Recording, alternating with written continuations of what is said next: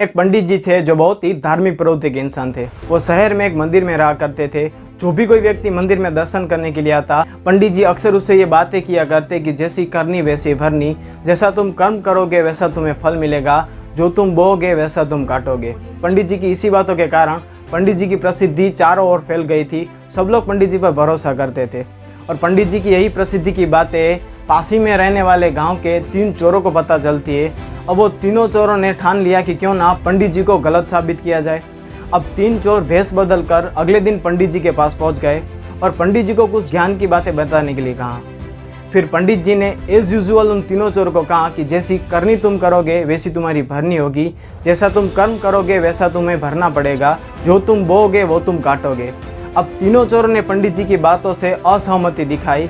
उन तीनों चोरों ने पंडित जी से कहा कि ये सच नहीं हो सकता, क्योंकि इस दुनिया में बहुत सारे ऐसे लोग हैं जो झूठ के धन पर ऐश कर रहे हैं, जो मज़े से अपनी ज़िंदगी जी रहे हैं, उनके जीवन में कोई भी कष्ट नहीं है।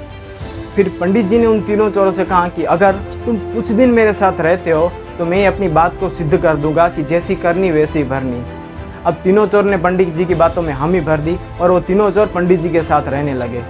अब पंडित जी तीनों चोर को मंदिर के पीछे के भाग में ले गए और एक खेत के 3 हिस्से कर दिए और तीनों चोरों में बांट दिए और तीनों चोरों को खेती के नियम समझाए और खेती करना सिखाया। अब उन तीनों चोरों में से जो पहला चोर था वो एक अच्छे किसान की तरह अपने खेत में बहुत मेहनत करता और जो दूसरा चोर था वो भी बहुत मेहनत करता था, लेकिन जो तीसरा चोर था वो अपने खेत में बिल्कुल भी मेहनत नहीं करता था। जब कुछ महीनों के बाद फसल काटने का समय आया तो पंडित जी ने तीनों चोरों से कहा कि चलो देख लेते हैं कि किसके खेत में कैसी फसल तैयार हुई है। जो पहला चोर था उसके खेत में काफ़ी अच्छी फसल हुई थी, जो दूसरा चोर था उसके खेत में भी अच्छी फसल हुई थी, लेकिन जो तीसरा चोर था उसके खेत में नाम मात्र ही फसल हुई थी। अब पंडित जी ने तीनों चोरों से कहा कि देखा, मैंने कहा था ना, जिस प्रकार तुमने अपने खेत में मेहनत की उसी प्रकार तुम्हारी खेत में फसल हुई है, जैसा तुमने बोया था आज वैसा तुम काट रहे हो। अब उन तीनों चोरों में से 2 चोर पंडित जी की बात से सहमत हो गए, लेकिन जो तीसरा चोर था वो अभी तक पंडित जी की बात से सहमत नहीं था। उस तीसरे चोर ने पंडित जी से कहा कि मेरे खेत में इसलिए अच्छी फसल नहीं हुई क्योंकि मैं खेती के नियम ही नहीं जानता। पहले मैं चोर था, मैं खूब सारी चोरियाँ करता था और अपनी लाइफ एकदम मज़े से जी रहा था, मुझे कोई भी कष्ट नहीं हुआ। तब पंडित जी ने उस तीसरे चोर से कहा कि हो सकता है कि तुम्हें अपनी गलतियों के लिए अभी तक सज़ा ना मिली हो, लेकिन ये बात ज़रा सोचो कि अगर तुम्हें अपनी सारी गलतियों की एक ही बार में सज़ा मिल जाए तो तुम क्या कर सकते हो।